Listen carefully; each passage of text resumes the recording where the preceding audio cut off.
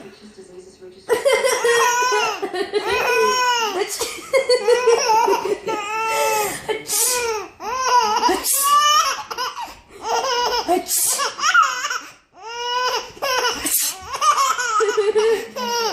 That's a possibility. Take precautions. So once we've irrigated that wound,